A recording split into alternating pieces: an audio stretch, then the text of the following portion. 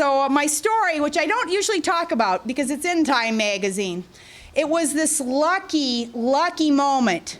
Time magazine will never, I mean, I'll eat my chart here if Time magazine ever puts another whistleblower on its cover.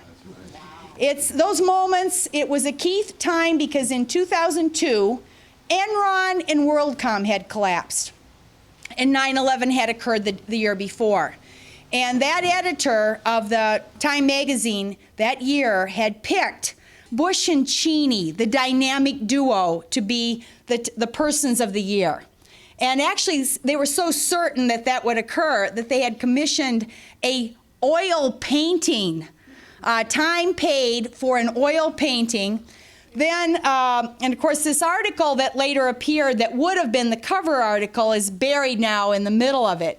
And the article is worth reading. It's a bit of history now, is how Time in 2002 believed that Bush was our smartest, greatest leader because he had assembled such a vast group of, minds that would disagree with each other. I mean, you read this article, which I just happened to read the middle of it, and I thought, oh my gosh, were they off base.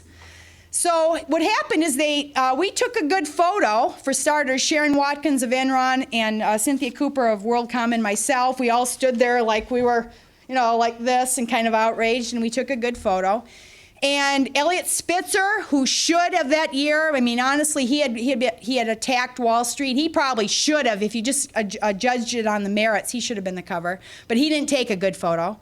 And then Cheney didn't cooperate. Huh? Surprise, surprise, Cheney didn't cooperate. So they were left with us on the cover. And because of it, one of the reasons I didn't go down like so many other whistleblowers now who are being prosecuted, and of course we know the story of Bradley Manning, but there are many other insiders in government who didn't necessarily want to go down this illegal path. Because like me, they had been trained on the Constitution. For 13 years before 9/11, I trained our agents. People don't believe this. If you're liberals, you never, you think, oh my gosh, you think of J. Edgar Hoover and the jackbooted thugs and all this. And when I first joined, I joined in '81, so it wasn't long after the Church Committee. And after some of these terrible things had aired, and a lot of people had very bad impressions of the FBI. And we had to fight in the 80s to kind of restore an image of the FBI. I remember knocking on doors in New York where the people wouldn't open the door. You'd say FBI, and they'd think in their heads, J. Edgar Hoover, jackbooted thugs. And in fact, all we were doing was trying to do a background investigation on the neighbor who had been recommended for a judge or something like that. And so we worked long in those years, and it was a lull between when I was in the FBI from '81 to 2004. Now, the end is not the lull, but between '81 and 2001, it comes between Vietnam and these new wars, the multitude of wars that we're in now. So even though there were there were minor things, and there were even mistakes at the FBI with the CISPs and stuff, by and large, not even close to what you see both before, during Vietnam with COINTELPRO, and then after 9/11. And I actually had a little insight into COINTELPRO because when I first joined, when I was maybe my second year, I was in an office when the National Lawyers Guild had won their FOIA case. And they had been victims of COINTELPRO, the National Lawyers Guild, lawyers. And they had won, it took 7 years or something, they finally won, forced the FBI to give them all of these files. And in Jackson, Mississippi, the files went from the floor, the stack was this high. And some poor guy was supposed to look page by page and redact out names, as you know. And he needed help, so he asked me, and so I was brand new, I couldn't say no, and I started looking at these things, and I went, what? They're following people into parties. So for instance, I just use this as an example, but Burl Ives. And back in the 50s, Burl Ives probably through some kind of communist party or something like that. So everybody who went to that party, the FBI's circling, and they get all the plates, And then, of course, their work, I mean, this is how you justify your existence, is that the next day there's a little surveillance report. Every single plate that was at Burl-Ives' party is now a new file. Is that happening right now? Well, okay, we're going to get to that part. We're going to get to that part. It's far, far worse than what happened in the 50s and the 60s. When I talked to the Muslim Legal Fund, and by the way, just not to finish with Burl-Ives, everybody remembers Jimmy Crackcorn, a nice old grandfather. He was the snitch on Pete Seeger. He was the one, and of course, if you think about the pressure that House on American Activities had on people in Hollywood, your career, and there were only a couple people who did not give up their best friends. Now, the nice happy ending of the Burl-Ives snitching out Pete Seeger, who then for 7 years, he was convicted, he was going to have to go to prison and the whole works. The end of the story is that Pete Seeger forgave him, and they finally did a concert before Burl-Ives died. So, I mean, but that period of time when really pernicious, terrible pressures are put on people, and I would suggest now, I'll talk more about it, that it's happening all over again, only the word terrorist is substituted for communist.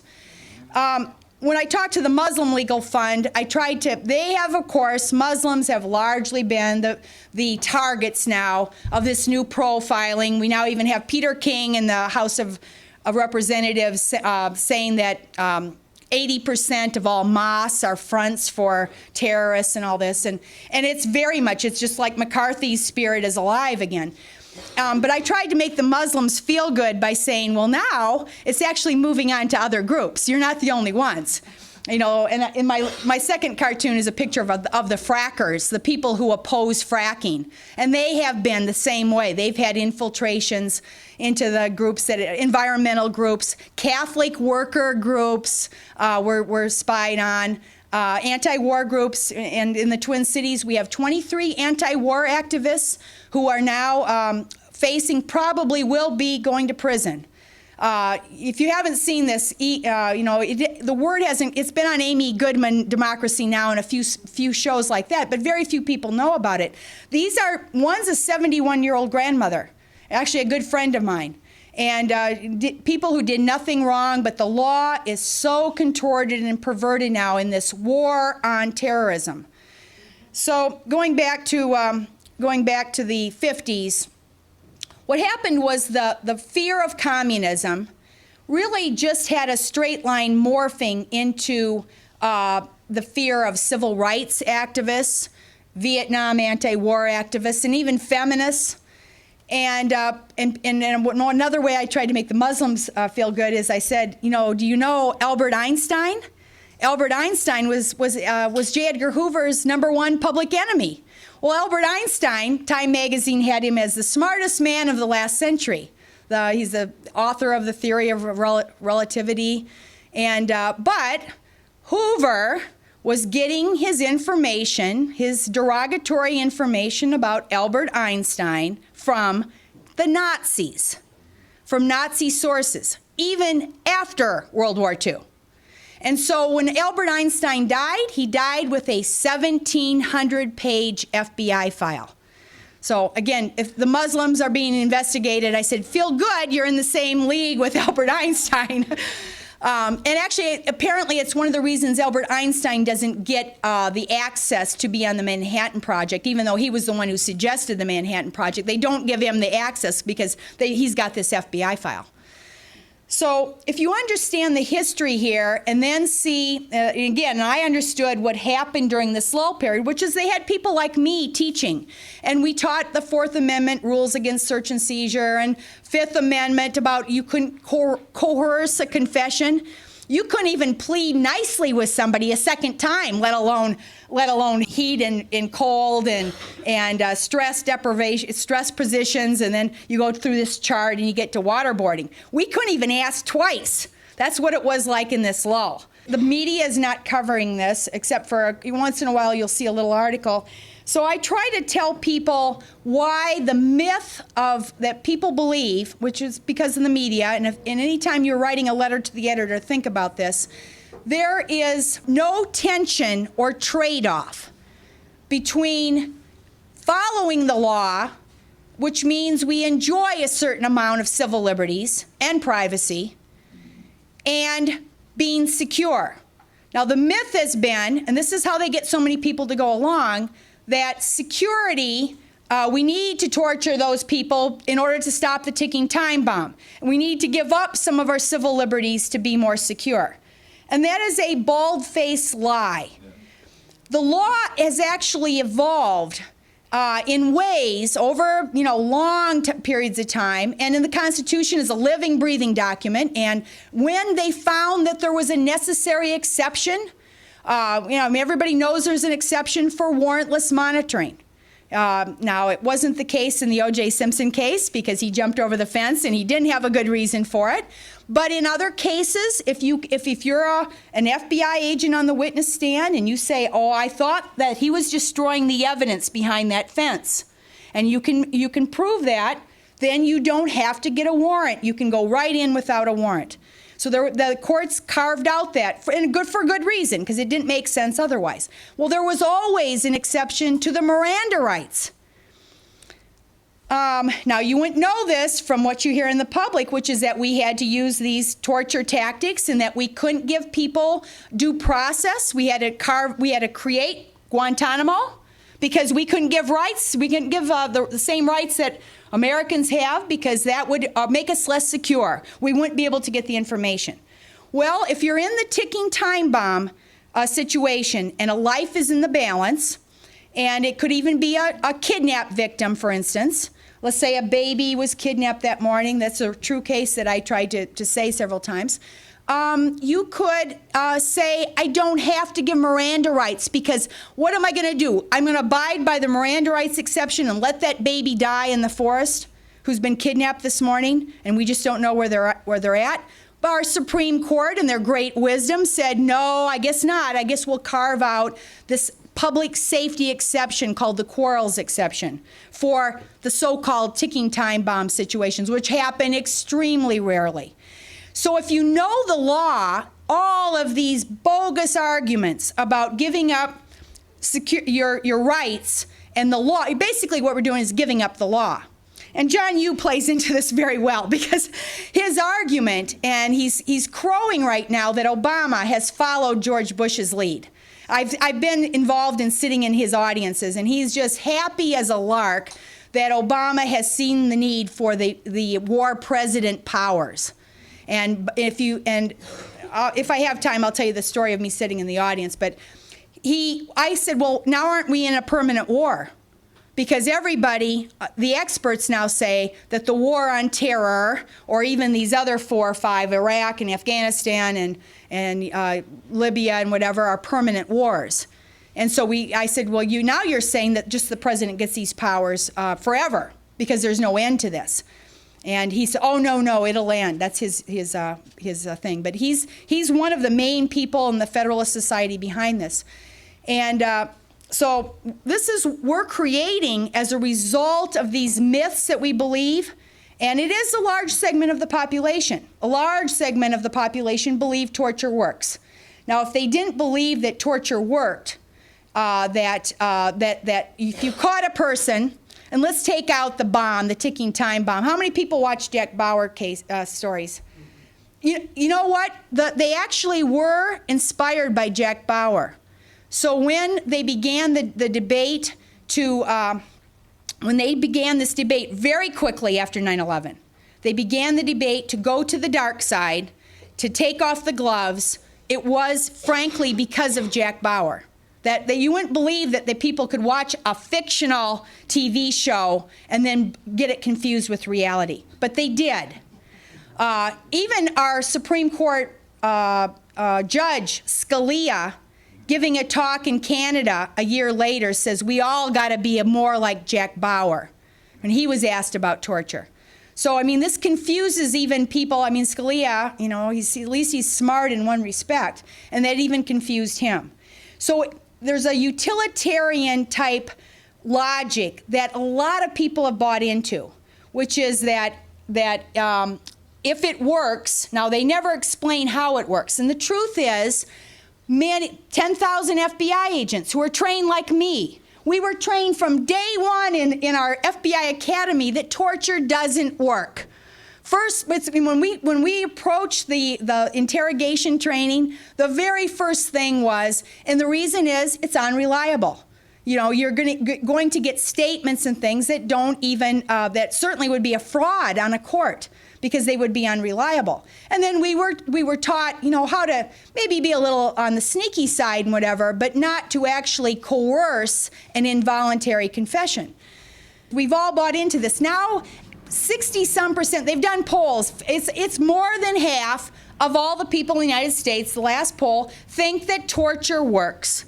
Now, if you think it works, then of course you will buy into that logic that we've got to do these things. The same thing, you know, war is another, they don't do polls like this, but does war work? Does war, if we fight them over there, we won't have to fight them here? Janet Napolitano was just questioned on this. When she was questioned because of Homeland Security and the fact that they're going after people here, all the activists and the environmental supporters, whatever. And she was asked, and she said, no, we have something now called the Homegrown Threat. And that old statement, fight them over there, instead of fighting them here, shows that's passé. So we have changed, and we've had one person admit it already, Janet Napolitano admitted that we're not fighting them over there. That we have now, internally, it's called the Homegrown Threat, and they are going after people in the United States. Now, how are they doing that? Not in a very judicious, smart way. This is where we get to this cartoon, which when I showed it on April Fool's Day 2 days ago, I said, this is no joke. You can't see it too well, but all of this chart are the CIA, the FBI. The funny thing is they have LOL, laugh out loud, all of these acronyms, POTUS. But this is the chart now of Top Secret America. Snafu's in there, yeah. Top Secret America, how many people have even looked at the Washington Post August 3-part series on Top Secret America? Just looked at it. Higher percentage than other places. Most people haven't. Read it. Read it. That's the first thing if I have to say anything, Google it, find Top Secret America, and read it. The Washington Post is no liberal rag. It is a very conservative newspaper, mostly the mouthpiece of the people in Washington, D.C. There's a reporter there who's won a Pulitzer, maybe she's even won 2, Dana Priest. She revealed the black site. She revealed the problems at Walter Reed Hospital, and she won awards. For 2 years, she and another co-writer researched what's gone on since 9/11 in the war on terror. And they came up, they had to cut, because they found out so many scary, terrible things. But they had to cut it down, and they wrote 3 major exposés, one day after another. It's supposed to be a PBS show, by the way, too. PBS is supposed to be making it into a thing. But if you Google Top Secret America, you'll find it. Yeah, they'll cut their budget that's probably why they're cutting their budget, yeah. And you know how a normal newspaper article is somewhere 1,000 to 1,200 words? Each one of these articles, and there are 3, are 6,000 words. So when the conservative Washington Post decided to publish on their front page this expose of what's going on in Top Secret America, they imagined, out of undue optimism or something, that it would basically create an outcry, just like the Walter Reed Hospital story had done, just like the black sites. And although it made some people in Washington a little mad that this was being written about, it created nothing. It was like a tree falling in the forest. And I find now when I ask audiences, very few people have even read it. Now, what it said in this article explains this cartoon. This cartoon actually is a response the next day to that Top Secret America. And the first line says, I guess the entry into this, and sometimes you see this quoted, our national security and intelligence system is so big, so complex, and so hard to manage that no one really knows if it's fulfilling its most important purpose, keeping its citizens safe. It's a hidden world growing beyond control. Well, the people who were her named sources, she only names a couple of sources for this 2-year-long research that she and another Arkin guy did. The sources that she has for this statement that it's out of control are Robert Gates, the Department of Defense, and Leon Panetta, the head of CIA. The only people who would put their names on this who are secure enough in their jobs to give their names. Now, there's a lot of anonymous sources, lots and lots, because they won't give their names because they're afraid of getting into trouble. But the ones that are named are the highest people. And you know what? They have serious concerns about what's gone on. That's how bad this is. Now, this joke, which isn't a joke, you can't read it too well, is there 2 bureaucrats, overweight, drinking their coffee in the morning, are looking at the U.S. security intelligence apparatus, and one says, it's very impressive, but who actually catches the terrorists? And the other guy says, usually it's an alert T-shirt vendor. The only part that's not accurate here is it shows maybe 30 agencies. There are 3,000 now. Private contractors and public organizations, agencies. And the national security / surveillance system is like a little brother of the military-industrial complex. And the difference is it's aimed at us. A segment of it, is, at least, is aimed at internally in the United States. 1,200 or so are public, like the FBI, the ones you know, the 16, FBI, NSA, CIA. There's 16 of those, everybody knows. There's 1,200 of those, actually. And then there are 1,900 private, this is the worst, private contractors like Blackwater. This should shock everybody. I mean, these private contractors are motivated. A lot of them are IT people for computer stuff. The reason computers are so important is because this is a massive intelligence collection. Everybody asks me, do you think I could be on the list? I did this, I did that.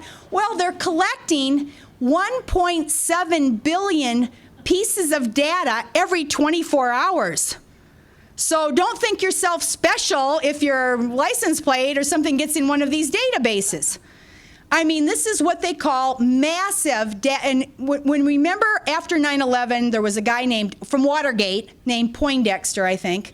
And he had this little icon of the all-seeing eye, and it was called total information awareness. And when it was presented that way, so quickly, people said, no, we can't be spying on each other. What's going on? It's wrong. And everyone thought that it had gone away. It did not go away.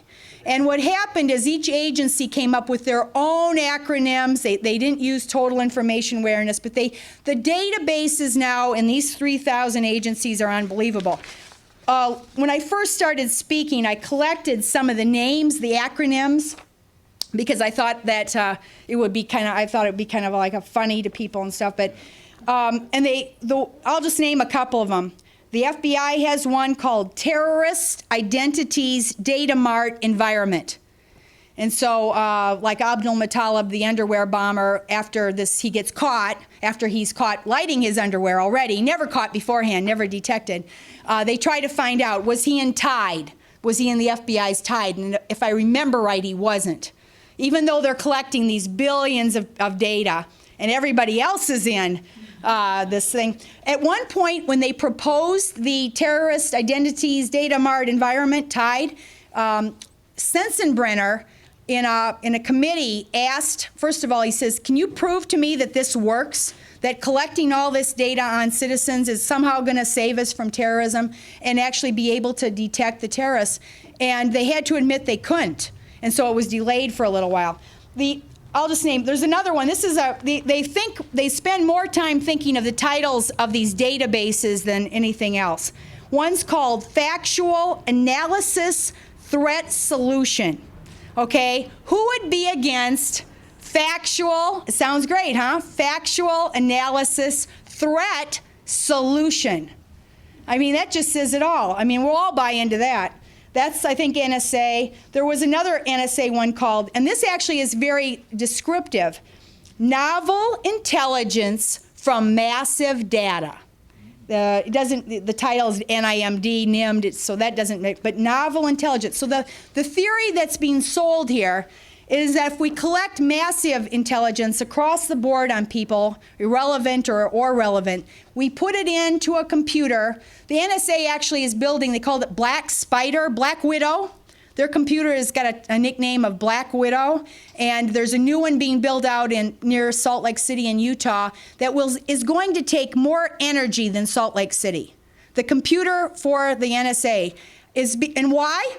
Because we're talking these billions and billions and probably trillions of pieces of data that they're trying to crunch and then somehow make sense of. Well, the National Academy of Sciences took this on. Actually, it was Department of Homeland Security tasked the Academy of Sciences to find out if they could crunch this computer data and spit out to us the Abdul Muttalib, the Shahzad, or the Major Hassan, and tell us who is going to commit a terrorist act. So Bush can be happy that we preempted.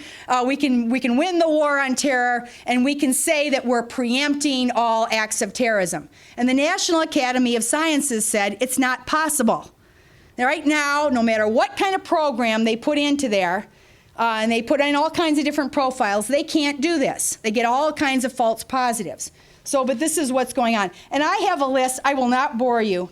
The FBI has another a good one called System to Assess Risk, and the acronym is STAR. The Pentagon, or Department of Defense, had one.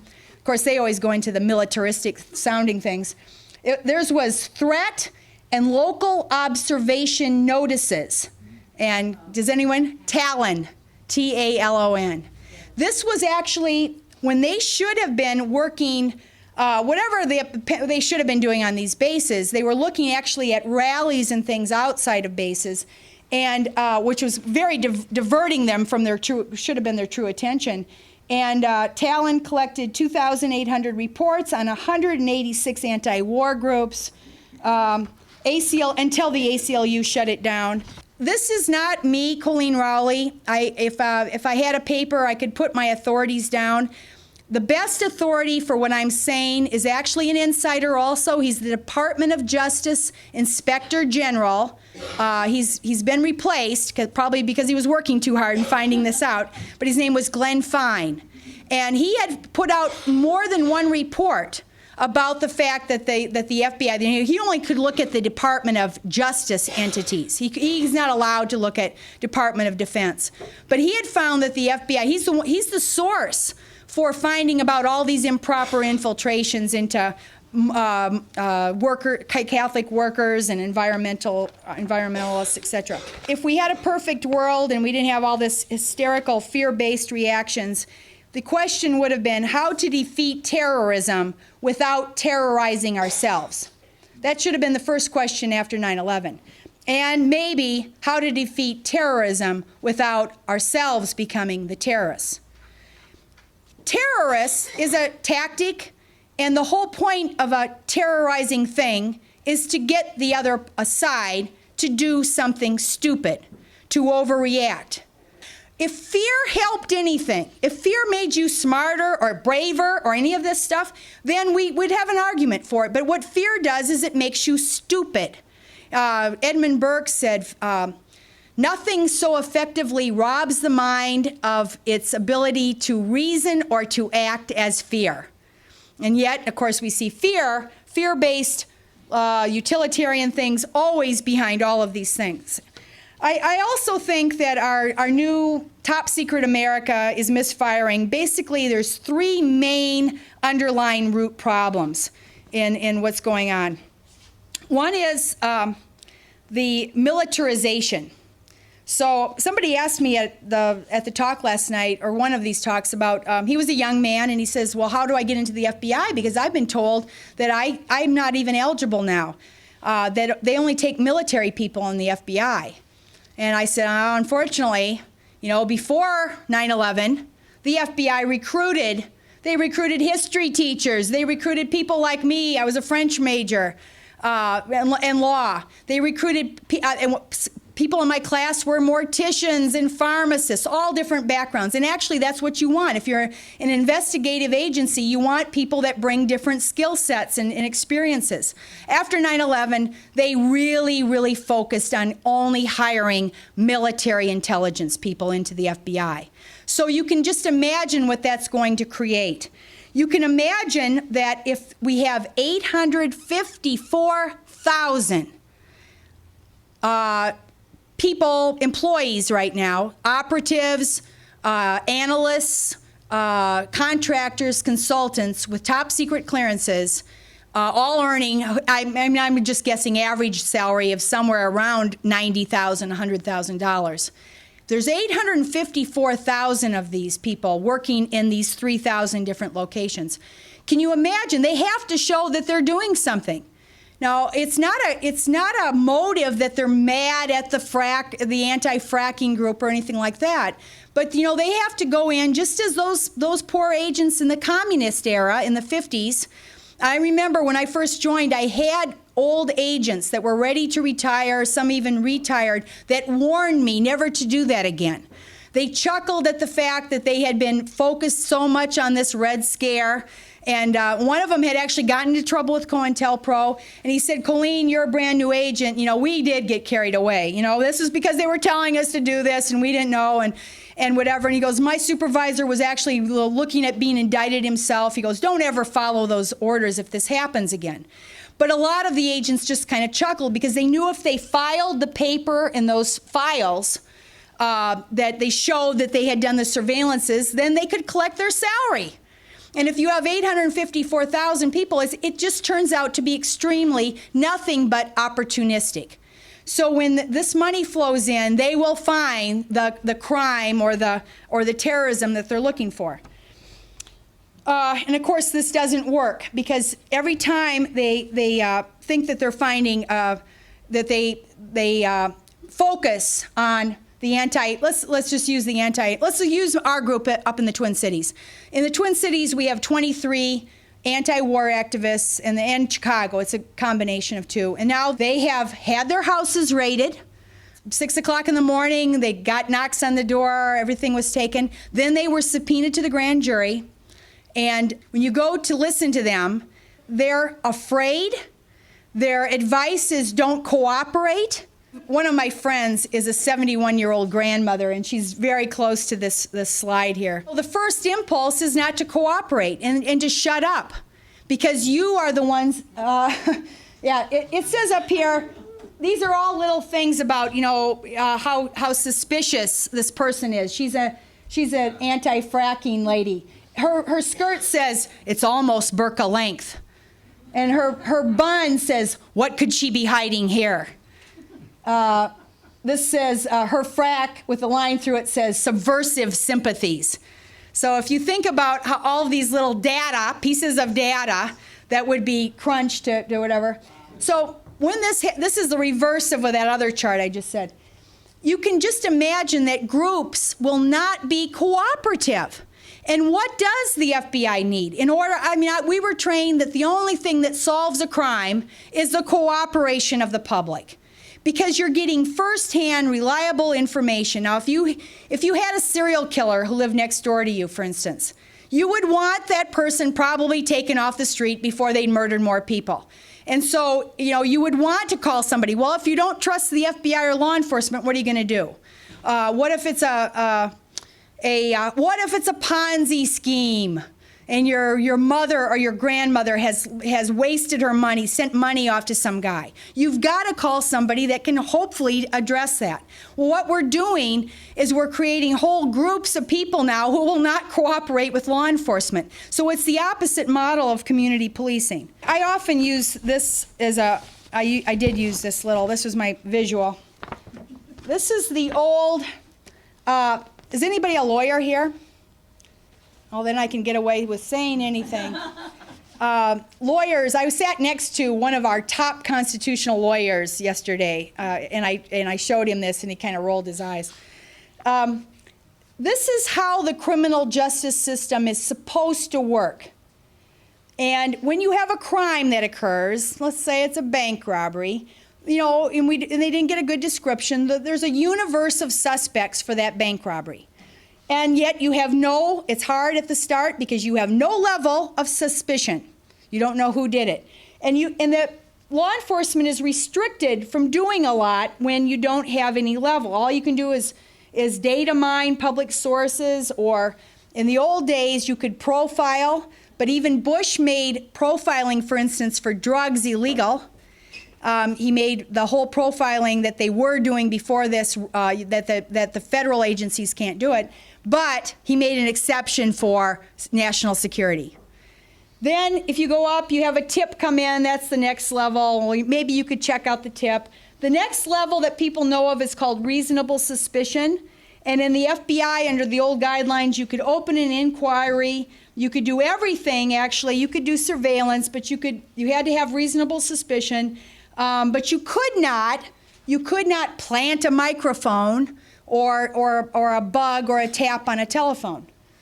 You had to get to the next level before you could do that, which was called probable cause. And those old affidavits that we still do them for some cases, because I've been retired for 7 years and I still say we sometimes, but for instance, when I worked on the mafia in New York City in the 80s, these affidavits of facts justifying why the FBI wanted to listen to John Gotti, for instance, typically were 100 pages long. And they usually were at least a year of work before you could get that. And then you took it to a judge who read it and either agreed with you or not. That's the old system. And it was probable cause before you could listen in to private conversations. Probable cause is the same standard. Electronic surveillance. Arrest is the same standard. It's a high level before you can arrest. It's not a high level. Probable cause isn't high, but it's something. And even indictment is based on probable cause.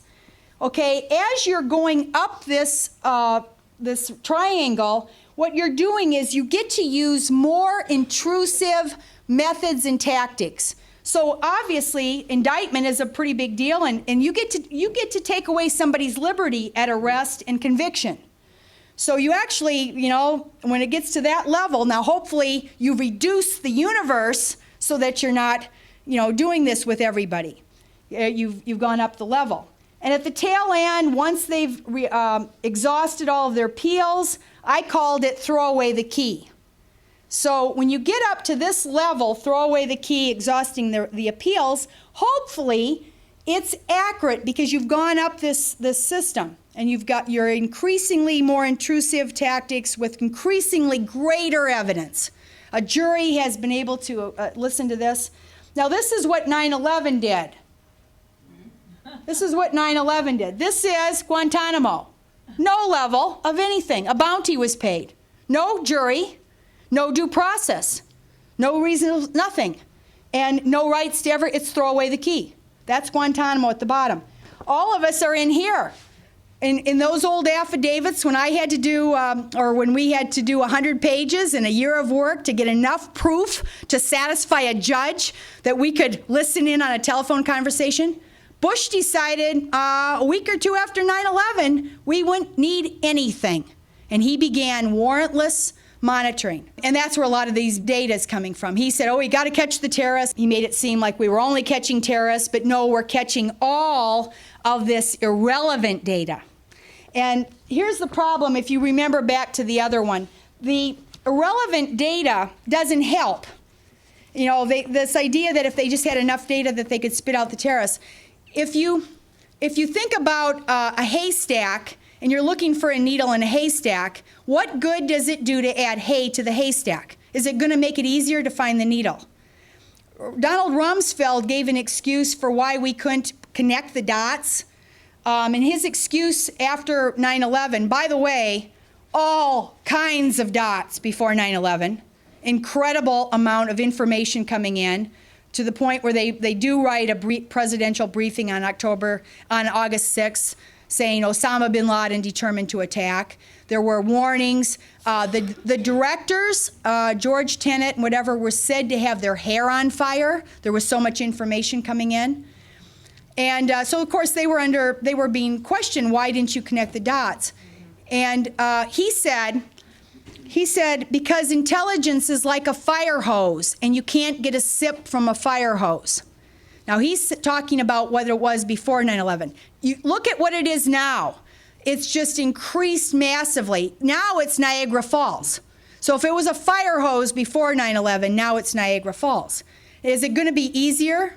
And in fact, last year, or it's not last year, the year before, we had 3 terrorists. We had the underwear bomber, Abdul Muttalib, Shahzad, the Times Square, and Hassan, all even connected to the same Yemeni cleric that was connected to the 9/11 hijackers. So this shouldn't require 3,000 agencies and 854,000 people. This was a direct connection, and yet they were not even detected beforehand. But we are getting all kinds of other people under the gun. My final thing is about secrecy, because it's another myth.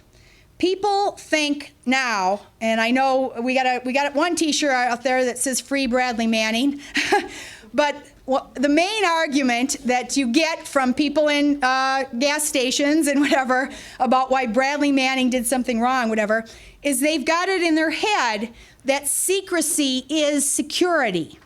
They believe that secrecy is what protects us. And of course, we're getting that from all angles. It's quite the opposite. And again, it's not Coleen Rowley saying this. This is the 9/11 Commission. What they did find, and I don't, again, I'm not a support, I shouldn't say supporter, but I'm not a fan of the 9/11 Commission, because I think there's a whole bunch of things that were not in there. But they did get something right.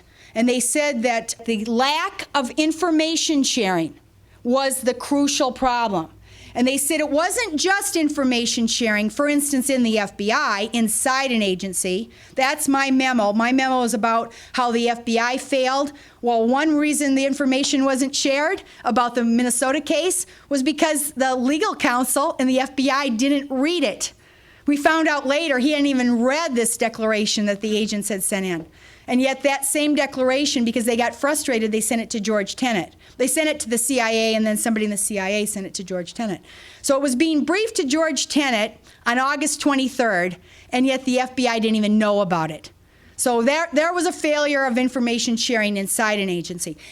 Between agencies, we still don't know the full facts, but those 2 hijackers that came into California that the CIA had on their, at the time, very short terrorist list were never disclosed to the FBI.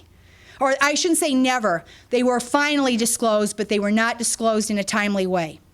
And by that time, it was too late. So there was tremendous failures in agencies, between agencies. But the 9/11 Commission said something more.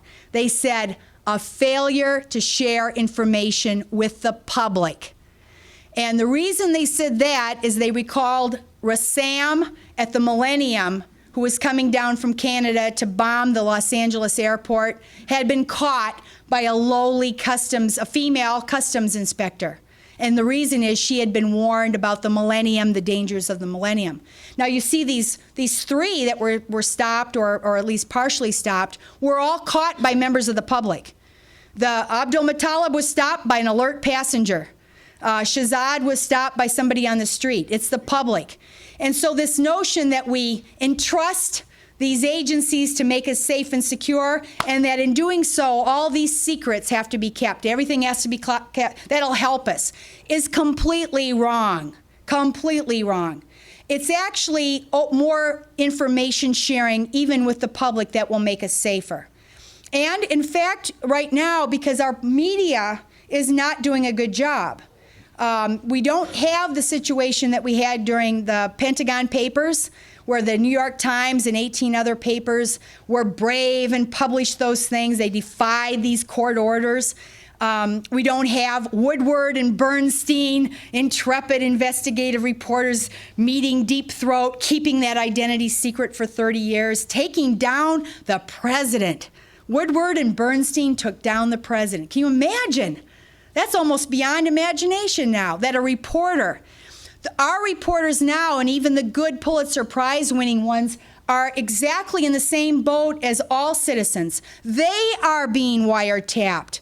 Their records are being obtained. So you can just imagine that this is quite intimidating to reporters. So we don't have the ability of citizens to know what's going on very much. Sometimes we learn a year or two later, a scandal will come out. I'm a big proponent of greater information, and I'm very worried that this WikiLeaks, our government now considers WikiLeaks worse than the worst spy. They've actually filed a brief in a Department of Justice filed a brief that said leaking to the public is worse than spying for a foreign country. That's actually a Department of Justice lawyer brief. And when I saw that, I did write on Huffington Post before she sold out. I thought to myself, I rode an elevator with Robert Hansen a couple of times in the New York FBI office. There were 2 FBI agents, and Robert Hansen was a spy for the Soviet Union and for Russia for 22 years. And the disclosures, he sold for good money too. He sold them for money, and he got away with it. In fact, the FBI put him in charge of trying to find out who the spy was. Then in the CIA, we had two. Now, I always figure there's 2 FBI agents in this era that I worked. There were 2 FBI agents and 2 CIA agents. Ivan Nicholson was a CIA agent who spied. Aldrich Ames was one, Robert Hansen, and another guy, Earl Pitts. They probably were the tip of the iceberg because they were the ones caught. And Robert Hansen, you don't have to, and Aldrich Ames, you don't have to speculate that their disclosures got somebody killed. They did execute other, sources of information in the Soviet Union at the time. So they got people killed. And yet Robert Hansen's wife got to keep his pension. Look at the difference between now. Now we say that a leaker like Julian Assange or Bradley Manning facing the death penalty is worse than somebody selling secrets to the Soviet Union, and his wife got to keep his portion of his pension. I mean, it's just incredible. And the only thing that explains this, I think, is that our population, and again, it's not just the leaders. That beltway inside the D.C. beltway sure has a lot of people drinking Kool-Aid. I agree. But if there were enough people, critical thinking people outside the beltway that put some pressure, they would not be allowed to do these things. And this is quite egregious. I'm just going to finish on the secrecy with a couple of quotes. And one is my favorite Bible quote. Has anyone seen the new bumper sticker that says, "Jesus loves WikiLeaks"? You can get it online. In fact, the Catholic Worker will send it to you for free for a donation. I posted it on Facebook. It says, Jesus, and it's the heart. Jesus' heart loves WikiLeaks. It created a quite controversial. And then it says, Mark 4:22. Okay, and I looked up Mark 4:22. Here's what it says. This is the New International Version. For whatever is hidden is meant to be disclosed, and whatever is concealed is meant to be brought out into the open. And then I had a lot of course, people that said, that doesn't mean that. That doesn't mean that. And my other favorite quote on this is by the same guy you probably know who said, power corrupts, and absolute power corrupts absolutely, Lord Acton. He also said something else. This is not well known. He said, everything secret degenerates, even the administration of justice. Nothing is safe that does not show how it can bear discussion and publicity. And again, this is hopefully they'll put this in the brief when they're trying to prosecute Julian Assange or whatever, because I am very worried right now. There's almost nobody who appreciates in our country that they don't appreciate, for starters, that we don't give up the law, we don't give up civil liberties in order to ensure security. We're losing our security by what we're doing. The terrorists, Osama bin Laden never said, I hate your freedoms. Never said that. He said, I want to bankrupt you. And you know what? Hate to say it. So with this war on terrorism has really, really gone wrong, but most people, they buy into this stuff, and we're going to continue to go down the wrong path. And I'll stop and take some questions. I mean, that's exactly right. You know what? When you are, this idea of being surgical and only catching the true terrorists. First of all, it's very, very difficult. In a way, it's like drone bombing. You know, it's a myth that you can drop a bomb on the terrorists only without killing the other innocent people around there. And the same thing is true of these vacuuming things. So they're vacuuming up data. If they had a program, but they don't have this program, the programs are like drone bombs. You know, if they're getting this billions of information in, it's vacuuming up everybody. And I would suggest that even the admissions of these higher level people right in the top secret America they don't want to do this necessarily, but it's pressures pushing. And it's money making. I'm telling you what, the money is the key thing here. This is profit making. If you know what the private sector makes compared, I said a $90,000 might be the average for a government employee. We'll double or triple that for the same equivalent in the private sector. And these CEOs, they're making, the surveillance equipment is going through the roof, and you know, it's exactly right. Also, when you had some true violent acts during the Vietnam War, the Weathermen started planting some bombs. The Symbionese Liberation Army existed during Vietnam. The only times you have, I would say, some kind of violent acts on the left have been during the war times. You don't see that. Now, the number of violent acts that were like Aryan supremacy and shooting Planned Parenthood things. Eric Rudolph, for instance, bombing the Olympics and bombing Planned Parenthood. Timothy McVeigh. All through this lull period, and I think still going on, you have a lot of right-wing type, kind of fascist-oriented, you know, neo-Nazi type of terrorism. And actually, you have a greater amount of that, and people are trying to make FOIA requests to see, even though the FBI is focused on environmentalists, whatever, in the Twin Cities, they've actually made a FOIA request to see if I have any focus on right-wing groups. And I actually had a friend who was an undercover in certain Aryan supremacy groups. And, you know, if you think about what's happened in the past couple of years, there was a guy that went into a Unitarian church in Tennessee, and he was caught, and he said, I wanted to shoot some liberals. And they found these books, like a Rush Limbaugh and Glenn Beck and all these books in his thing.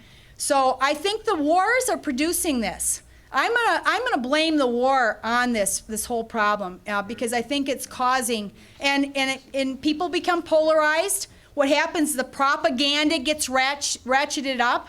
So the people who are susceptible to propaganda buy into it. Some of them become violent. Number one, I love the ACLU. When I was in the FBI, I didn't love the ACLU. They had a bad rep. It's funny because this guy I just mentioned about being the undercover agent he was our top undercover agent. He became the legislative policy director of the ACLU. His name's Mike German. Yes. And he's written a book called Thinking Like a Terrorist, which shows most of what I'm trying to say too. I mean, there's all this nonsense. So your question about the privacy, the fusion centers, when 9/11 occurred, there were 20, I think. Minnesota had a joint terrorism task force, but now there's 106 or something like that. So look at this, fivefold. It just went fivefold. The Foreign Intelligence Surveillance Act secret searches. You've heard of sneak and peeks. Actually, sneak and peeks are nothing compared to FISA. Sneak and peeks, you eventually learn. Yes, it's secret for a while. A judge okayed that it could be secret. FISAs are perpetually secret. And they doubled after 9/11. They went from 900 to 1,800, and then they went up to well over 2,000. Meanwhile, the kind I was talking to you about, which are when we had the mob, 500. It's been since the 80s. 500 or so every single year in the whole country of these really difficult to do. So I would suggest one of the ways of trying to do the best on monitoring all of these centers and police. One thing, I don't know if they'll let you, but they sometimes, if you put pressure, they will. If you have a national special security event occurring in your city, when we had the RNC occurring in St. Paul, of course, we did have one meeting with one police officer. But what I thought about it afterwards, what we should have requested is to have sat in on the training given to those officers. We should have asked to monitor, because they get scared. They're told that anarchists are coming, and they're given all this stuff. And you wonder why they react the way they do? Because they've been given this stuff in training. So I would say, our RNC had 3 mass arrests. They all had to be afterwards, thrown out. But they were people listening to a concert, one that was after a concert, and they had these 1,200 people were arrested at the RNC. So the other thing is FOIA on the privacy. I think we're up in the Twin Cities, everybody's made their own Freedom of Information request. They just found that Homeland Security was fibbing on their responses on FOIAs. I just saw an article on that. I don't know, I was our FOIA person during the lull, so I can only say how this was how it did work and how it's supposed to work. But when people would die in the 1990s, and I was the head FOIA person, and let's say they were in that communist state of Minnesota, so they had at some point met somebody. We just simply read that file, and if it was a person who was still alive, we blacked out their name. That was it. Now that's how it's supposed to work. And if they were deceased, no, they didn't get their name blacked out. So people need to do that, and it's kind of, I suppose people are scared to think, well, now they'll have a file on me. But you should make the request just to find out. And you know what, then publicize it. In the lead up to the RNC, a student group in Iowa City, I don't even think they were more than 5 or 6 of these kids, were gonna come up and protest. And somehow somebody learned of it. They called themselves the Wild Rose Rebellion. Back to my photo, that was probably enough. So they open a file on the Wild Rose Rebellion. It's 5 kids. They surveilled them in bars and in parks a couple of times. They added them to the terrorist list.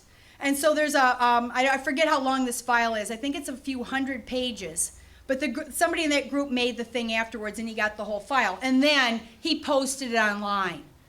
And, I think, in a way, even if the taxpayers learn about this wasted energy, if the taxpayers learned of it, they would be mad about it. So the key is to do it. Now, Brandon Darby, I sat through the Molotov cocktail case up there because I knew that they were going to use that case. That was the sexy part of the case that they were going to use on the group that organized the RNC Welcoming Committee, which actually they ended up tossing out the charges on half of that group. So I sat through it, and I know what entrapment is, because when we had undercover operations, we had to, before, give lectures, essentially, to these undercovers and to these informants about entrapment. And in the 8th Circuit, the entrapment is actually, it's like one of the best circuits for entrapment. If you're a defendant, you have to, the prosecution has to show that you are predisposed to committing that crime before the law enforcement agency can send that person in to try to get you to commit the crime. Now, if you understand, lots of people will commit crimes. And I think I told the Muslim group, or I told the group in California or in Florida, that if you have somebody in a group who is advocating violence or just starting to go off whatever, and I know people don't like to do this, call the FBI. Snitch out that person who is saying, we're not just going to block the intersection, I've got this in my pocket or whatever. Call immediately. A mosque did that out in California. They had a guy who was talking wild and, making threats and stuff. And they found out that the guy that making the threats was an FBI informant who had been paid $170,000. That's actually more than an FBI agent. Now, when this became public, and the mosque called up because they're getting smarter. I'm not going to put up with this, call up. And then they found out he was an FBI infiltrator. The FBI disavowed that they had given him these instructions. They said, no, we never told him to do these things. The guy himself, the informant, is suing the FBI because he says, you darn well did tell me to do these things. So, this is a kind of a revealing thing. Brandon Darby, I assessed it myself, and I actually wrote my own Inspector General complaint afterwards, because and I was kind of on a tangent here. The whole FBI, not the whole, there's 100 and some agents, but the courtroom was filled with FBI agents. And I recognized some of them. I got dirty looks from like a bunch of them. They were the bosses of the office. My successor, the legal counsel, was sitting in the courtroom. And I think that the reason is because terrorism now has got such high value. And you get stats, they call them, in the FBI it's called statistics. And you not only get statistics for a conviction, you get statistics for serving a subpoena, you get statistics for an arrest, indictment. So all along the way, your whole reason for being becomes proving this terrorism. And it's because of actually in the 80s, it was more like that with organized crime. Actually, I will agree, I was working in the favorite crime in the 80s, was called the organized crime mafia. And now it's terrorism. So all this pressure is put on the agents. And Darby, I will say one thing, is he texted those young 21-year-olds 10, 15 times and couldn't get them to use them. They were on their way home the next day. And when FBI found out they couldn't get him to use them, then they decided to take it down. So I think, yeah, that it was entrapment myself. And he was 31, 32, and these two young kids that ended up making a couple of bottle Molotov cocktails were 21. So you had this kind of power dynamic. This is the joke about, not an FBI joke, by the way, CIA. The CIA needed a new top assassin. And they wanted to get the best, most qualified, so they gave this very hard test. And only 3 people in the whole country passed the test. And so they brought them in and they said, you passed the test, but now we want to pick just one, and this is very difficult. We have a really hard test. Who wants to go first? And so this man jumps up and says, I'll try. And they said, well, here's a loaded gun. Your wife is in that room behind the door. You must go in and shoot your own wife. And the man, oh my gosh, drops his jaw, starts quivering, and hands the gun back and says, I can't shoot my own wife. So the CIA says, okay, who wants to be second? And the second man jumps up and says, okay, what do you have for me? And the CIA says, well, here's the loaded gun. Your wife is in that office. You must go and shoot her. And he takes the gun and slowly walks down the hallway, goes in, and then shuts the door, and there's silence for a while. And eventually the man walks out and is crying, walks up, hands the gun back, and says, I saw her looking at me, and I just couldn't shoot my own wife. And the CIA says, you didn't have what it takes. We told you this was going to be tough. Number 3. The number 3 was a woman. And she takes the gun, and they told her husband was in another office. She walks straight away to the office, shuts the door, bang, bang, bang, bang, 6 times, and then all noise breaks out, yelling, screaming, and hitting the walls, and that went on for another 15 minutes. And finally, she comes out, walks up back out to the people, wipes the sweat off her forehead, and says, you dummies, you loaded the gun with blanks, and I had to kill him with the chair.